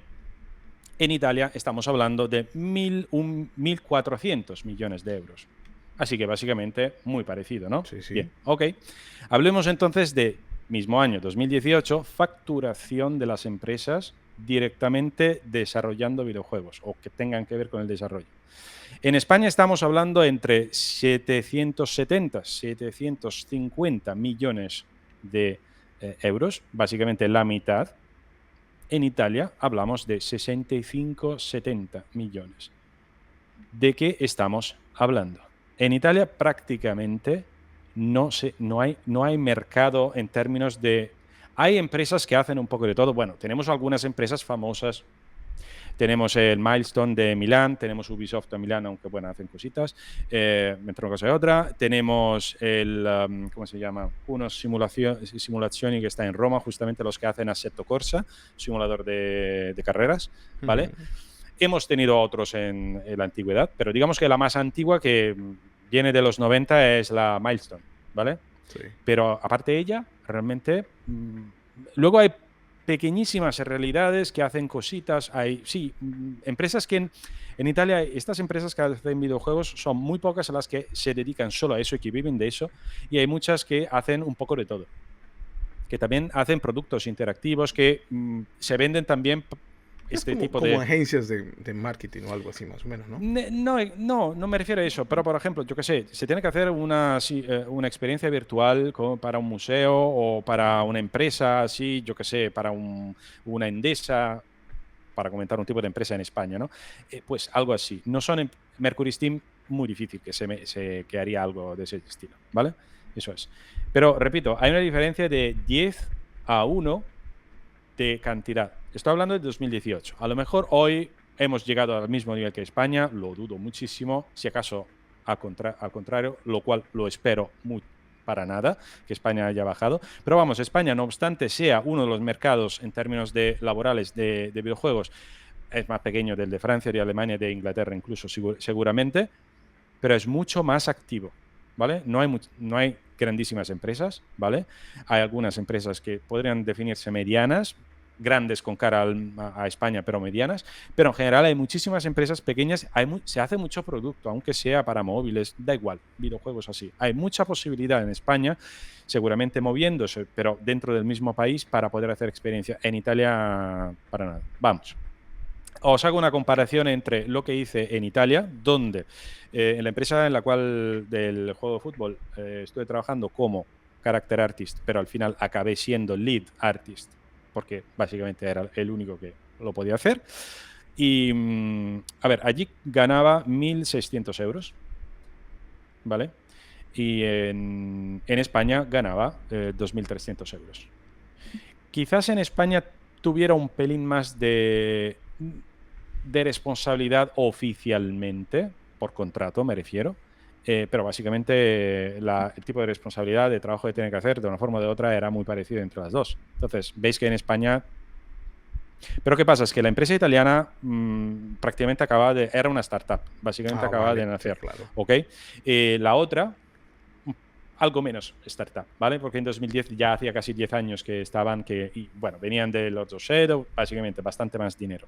No obstante eso, Mercury Steam nunca ha sido una de las empresas que pagaran más, ¿vale? En España mismo. Entonces, con cara al resto digamos, del trabajo como empleado, no os puedo comentar mucho más, Ujú. realmente, ¿vale? Os puedo comentar, bueno, os puedo decir que, por ejemplo, una empresa conocida, ¿vale? En Madrid, donde, perdón, bueno, casi entré, pues me ofrecían para hacer el Technical Artist, Environment Technical Artist, 1.400 euros. Ahora os puedo decir una cosa. Technical Artist, desde mi punto de vista, necesita conocimientos más a fondo, más técnicos, que suelen ser algo más complicados, digamos, de adquirir, ¿vale? Especialmente por parte de un artista, donde los artistas normalmente con los números no quieren tener nada que ver Sí, y todo así, bien. Y 1.400 euros es bastante poquito. sí. Estamos hablando de 2016. Yo los 2.300 los cobraba en 2010.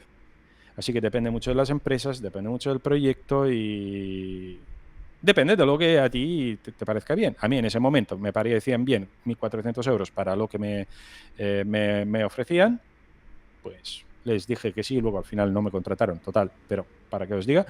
Pero es mi elección, ¿no? Si a mí Sí, me parece claro. bien, bien, ¿qué más da? Total. Em, Ahora, en términos de trabajo autónomo, lo primero, en Italia hay un 65% de tasación entre una cosa y otra. Es decir, 65%. sí. Em, yo ahora me encuentro todavía en los primeros 5 años de actividad profesional aquí en España, perdón, en Italia, perdón, España no, y tengo de momento el 52%, porque tengo algunos descuentos, ¿no? Pero el año que viene ya me paso al 60 Ya, prácticamente. ya es el full. Cada año como que hay, el primer año es un poquito, Bueno, en luego... este caso, en España pasaba igual, por lo menos cuando yo estuve de autónomo, los primeros 5 años tenías un porcentaje de IRPF que pagabas menos, en lugar de 15% pagabas un 7, por ejemplo, algo así. Ujú. Y luego hay una cosita muy... A ver, en España, por ejemplo, de autónomo tienes que pagarte la seguridad social cada mes, aunque tú, como autónomo, puedes elegir qué cantidad pagar y normalmente al principio, obviamente, eliges la menor, pero eso luego conlleva otras cosas, obviamente, que estás cotizando menos, obviamente. Total, en España tienes que pagar la seguridad social cada mes independientemente que vayas facturando. Quiere decir que es una salida independientemente de tus entradas, ¿vale? Sí, Y encima, y luego cuando facturas tienes un porcentaje de IRPF que tienes que pagar ahí. Luego, dependiendo del tipo de trabajo que hagas, con la formación, por ejemplo, el IVA no se aplica, luego hay el IVA, bueno, total, el IVA pero se puede recuperar, bien.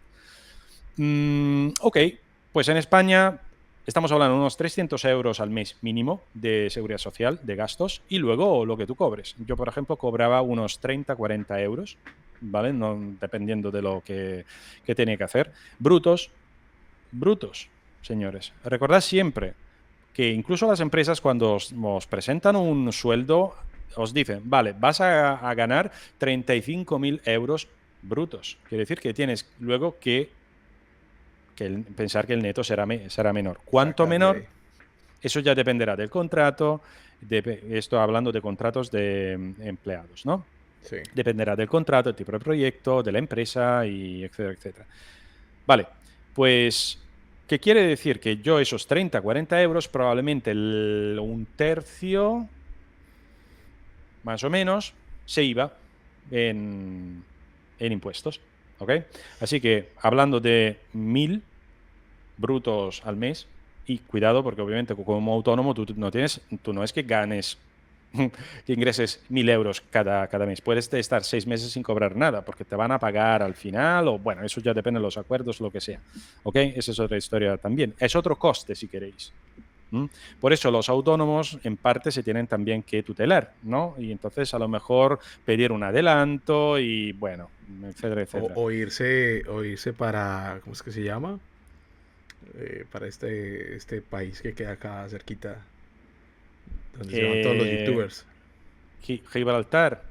No, no, ay, se me olvidó. Este país donde se va Ibai y todos estos youtubers para que les cobren menos impuestos. Para mm, acá, cerca de España, entre Francia y España, ¿cómo se llama? Ah, Andorra, En Andorra. Andorra. Ah, sí, sí, bueno, sí, claro. Pero os puedo decir una cosa. Bueno, luego si acaso os cuento una anécdota de cuando de picaresque, si queda tiempo. Total, bien, 30-40 euros, ¿vale? ¿Para qué echar cálculos? Unos 40 euros, un tercio, estamos hablando de 16 euros por ahí. ¿Ok? Quiere decir que tú te quedas con 24 euros netos. Y ahí dentro tienes que meter todos tus alquiler, gastos, compra, ahorros, etcétera, etcétera a la hora, obviamente. Entonces, dependiendo de las horas que trabajes, cobrarás. Bien. En Italia, yo suelo cobrar entre 40 y 65, dependiendo del tipo de trabajo que hago, ¿vale? Em, y en Es Italia, ¿cuál es el cuarenta problema? sesenta y cinco la hora. ¿O cómo es? La hora, la La hora. hora, la hora. Brutos, siempre, ¿eh? Vale. Siempre brutos.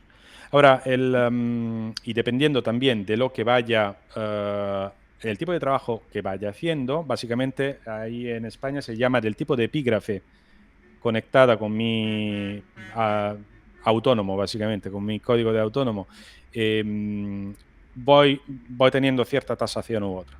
Bien. Ahora, ¿cuál es el tema? Es que en Italia, por ejemplo, la seguridad social, el IRPF, se cobran no cada mes, ¿vale? Así que en eso es mejor Italia, en principio. Cobras solo en las facturas que tú saques, ¿vale? Así que tienes un 26% de seguridad social, un 15% de IRPF y demás impuestos, ¿vale? Ok, vale. Ahora, ¿el tema cuál Si te es? entendí, o sea, solo en Italia la seguridad social solo la pagas con la cuenta de cobro, o sea, con la factura que hagas. Eso Si es no decir, cobras, no hay pago. correcto, que Vale, es es desde muy mi punto de parecido en vista, Colombia. En Colombia, por vale, ejemplo, la y cuenta desde de mi punto de cobro vista, sacas de ahí. claro, y desde mi punto de vista es lo más correcto. Pero eh, hay que tener en cuenta una cosa, que ahora os cuento. Vale, en Italia entonces, pongamos que yo haya al final del año ganado 10.000 euros. ¿Vale? Entonces tenemos que calcular el 26% de seguridad social, 15% de impuestos, ¿vale? Luego hay, en algunos casos también hay también el IVA, dependiendo del tipo, si hay formación u otra cosa, total. Vale. ¿Qué pasa? Es que en el momento de la declaración de la renta, el Estado italiano hace lo siguiente. Te dice, ¿vale? Tú tienes básicamente 26 más 15 son 40, eh, son 41, Ujú. ¿vale? Ok. Entonces tú tienes que pagar 4.100 euros sobre 10.000, ¿vale? Pero lo que pasa es que el Estado italiano te dice, vale, pero tú me tienes que pagar un adelanto para el año que viene, ¿vale? Ok. Y este adelanto, bueno, lo primero, vale, no, porque digo, ¿por qué te tengo que pagar algo en adelantado? ¿Un empleado paga eso? No. Hay una forma distinta de tratar a los autónomos con respecto a los empleados. Bien, ese adelanto se corresponde al 100% de los impuestos y seguridad social que pagas en ese momento. ¿Qué quiere decir? Que tú tienes que pagar 4.100. Vale, el Estado te pide otros 4.100 como adelanto para el año que viene. Quiere decir 8.200 euros. Uh, ¿Qué pasa? Bueno, sí, es cierto, lo puedes pagar en dos plazos. Vale, como que cambiará mucho la cosa. Total, tú te quedas con 2.000 euros en concreto, de 10.000. Vale, ¿qué pasa con ese adelanto? Ese adelanto el año siguiente, cuando vas a hacer la declaración de la renta, imaginaos que tenga que pagar normalmente ese 4.100, son 3.000 el año que viene porque he trabajado menos, he facturado menos, ¿vale? Como había adelantado 4.100, esos 3.000 realmente no los voy a pagar porque los he adelantado el año anterior. y quedan 1.100 euros. Y esos no te los devuelven, se acumulan. Ah, caray, qué buena Pero estrategia. cuidado, cuidado, cuidado. Claro, claro. Se acumulan. Vale. Entonces, ¿qué pasa? Que es que tú te quedas con, imaginaos que cobréis en enero de 2022 10.000 euros y que esa sea la única factura que hagáis en todo el año. Dejad ahora que obviamente probablemente no lo sería. Ojalá facturar 10.000 euros solo en un mes total. Bien. Y luego tengáis que esperar un año y medio para poder em, como recoger lo que habéis adelantado. Ojo, Un lo año y medio. recogéis un año y medio porque tenéis que esperar la declaración de la renta que no será en junio, julio de 2022, sino en junio de 2023. Siempre y cuando la recuperáis, hayáis facturado algo el 2023 que os permita compensar. Es decir, hay alguien que dice, mi gestora me dice, no, bueno, yo, por ejemplo, mi regla es, yo ese dinero que le debo al Estado, me lo quedo. Es decir, tengo una cuenta aparte, me los quedo allí, no los gasto. Porque no sé lo que va a pasar en el futuro, no sé lo que va a poder ser. Y Hay no es gente bueno que deberle al Estado. no, para nada, para nada. Y entonces, ¿qué pasa? Que hay gente que tiene un flujo de trabajo tranquilo o que simplemente dice, mira, a mí me da igual, yo tengo que vivir y efectivamente es así, ¿vale? Luego depende de cada uno. Pero básicamente yo tengo de esos 41 por ciento, que serían 4.100 euros, de los cuales hemos hablado, ¿vale? Tienes que echarle otra mitad, otros 2.000 que son básicamente los que probablemente vayas a recuperar como media, en mi caso, dentro de año y medio. Entonces, ese 41% se convierte en un 60% entre una cosa y otra. Real. Joder. Porque este juego no sales nunca. Siempre tienes que pagar un Sí, sí, adelanto. sí, A no ser siempre. O que sea, no cierre. hay. O sea, sí, Exacto. no hay momento en que estés descansado que digas, bueno, recupero ese dinero y hago algo con ese dinero, porque igual tienes que pensar en el futuro y dele, y dele, y dele. Yo de 10.000 me tengo que quedar con 2.000. Ya, wow. Y volvemos a lo que a la charla del inicio, que es que uno se queja mucho. En Colombia, te explico ahí para encima, hay mucha similitud con lo que me estás contando. Cuando uno Ujú. trabaja independiente, que ya el autónomo es el independiente, tú pagas la seguridad social que incluye la ARL, que es la aseguradora de riesgos Sí. profesionales, la salud y el ahorro pensional, dependiendo la cuenta de cobro. Creo que sacas el 40% de la factura y sobre ese 40% es que pagas esa cuenta. Pero no las mensuales, cuando hagas tu cuenta. Claro. O sea, Ujú. si pagas, si cobras, pagas, si no, no. Y también hay un impuesto que es la retención. Una Ujú. retención que por cada cuenta de cobro te retienen un porcentaje, eso dependiendo de muchas cosas.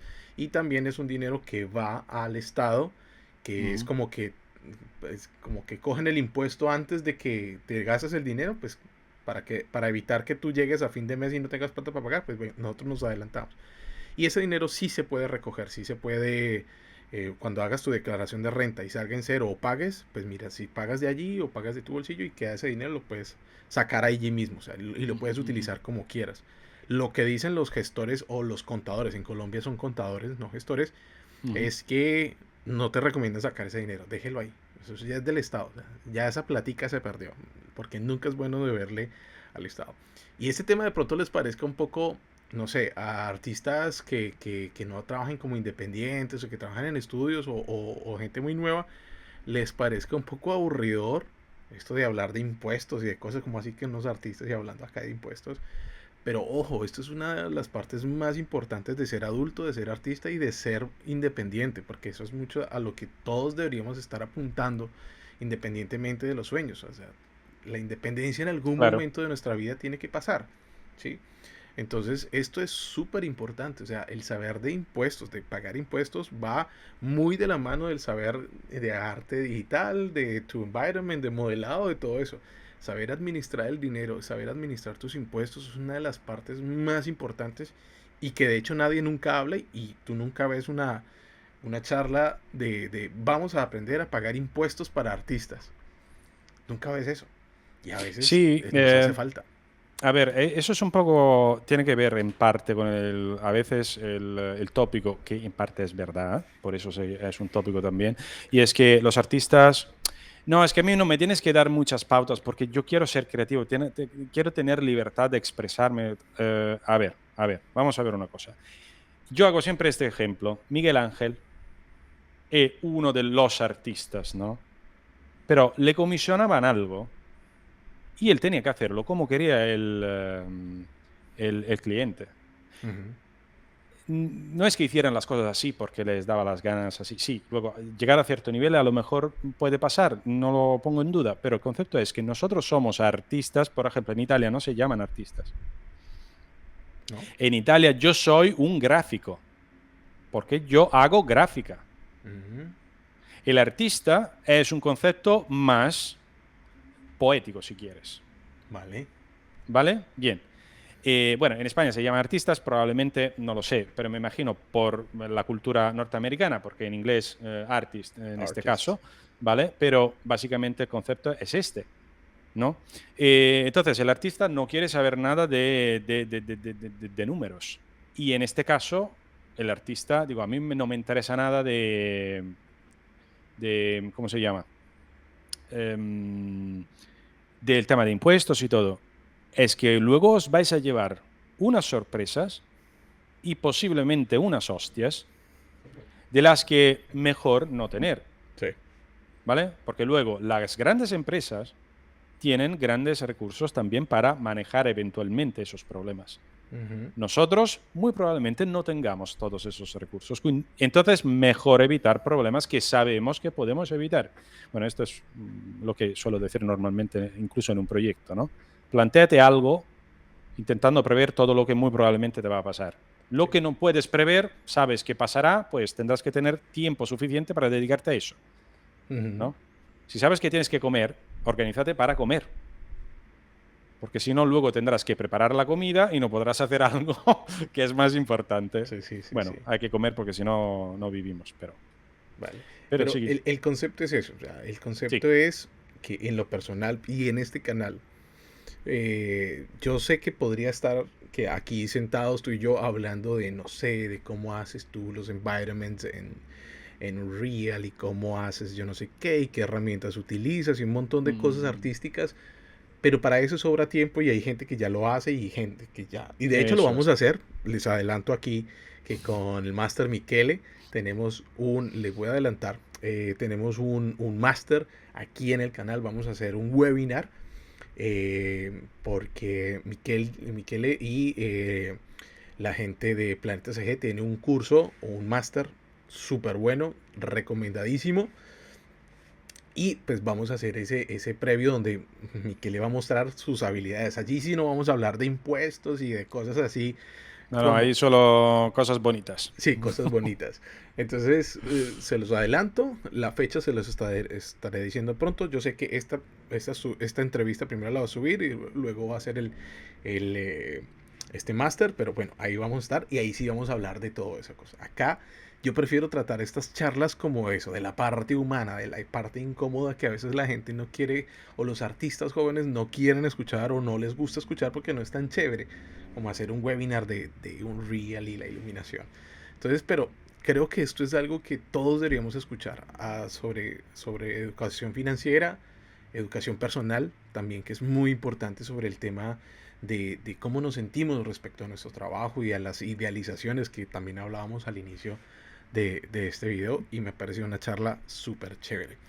Ya para finalizar, dijo Michele, pues no sé, ¿tendrás algún consejo, algo adicional en toda tu experiencia que le querrás decir a la gente joven? O sea, bueno, en general, y cuando hablo de gente joven no estoy hablando de gente que tenga 20 años, estoy Sí, sí. hablando de gente que está cambiando también de carrera, también eso es gente joven en este rubro, porque hace poco hablé con una persona que tiene como 36 años, es compañero de trabajo mío y trabajaba en otra cosa y ahorita se dedicó es que a rigger. Le dio a sus 36 para iniciar de rigger y ya consiguió trabajo y todo eso.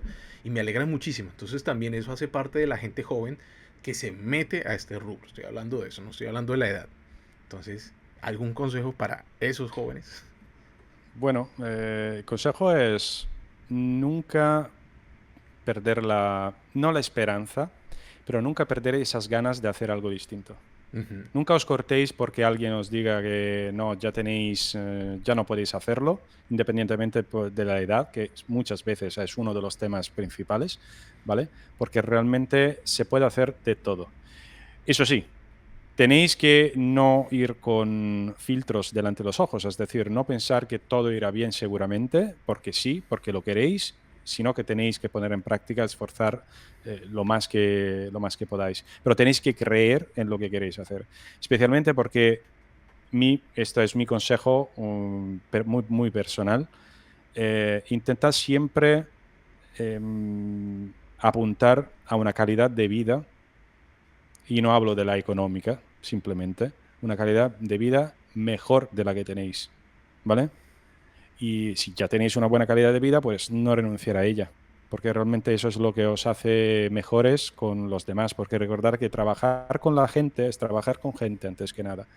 Entonces, si no estamos viviendo bien, no nos vamos a portar bien, no nos vamos a recibir buenas energías, podríamos decir, ¿vale? Así que no tengáis el miedo de cambiar, de querer hacer algo distinto Sí.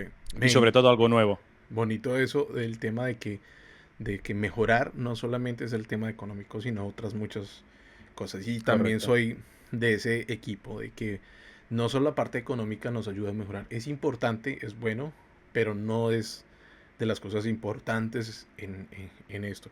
Y ojo, esto lo decimos desde la posición cómoda que nosotros tenemos, ¿no? Porque de cierta forma tenemos una posición cómoda, unos privilegios donde pues tenemos un dinero que nos permite sobrevivir y sobrellevar la vida, no el que uno desearía, pero sí. Entonces también, ojo, siempre guardando esas proporciones. Viejo Miquel, muchísimas gracias por acompañarnos este rato que ya se nos hizo larguísimo, discúlpeme ahí, pero bueno, No, ha sido muy, muy nutritiva la habrás charla. visto que me gusta a mí, que me gusta hablar bastante. Se me va de las manos. Y muchísimas gracias a ti y encantado de verdad. Encantado Vale, especialmente del trabajo que haces y bueno, encantado de ver que hay otras personas que comparten mis valores en general. sí. Otra cosa que noté en la charla y que tampoco es y que tampoco hace que parezcas italiano es que no hablas con las manos como yo. Los italianos todo el tiempo. Eso es un tópico realmente, porque esto de las manos no os dais cuenta, pero lo hacéis vosotros también. Y yo se lo digo siempre, ¿eh? Pero bueno, total, son los italianos y punto. ¿Y qué le vas a hacer? ¿Qué le vas a hacer? Vale, vale. Bueno, Miqueli, muchas gracias Bueno, y ustedes a muchas ti. gracias por acompañarnos durante este rato y nos vemos en una próxima charla y no se olviden del webinar que vamos a tener con Miquel aquí en el canal. Chao, Un chao. abrazo.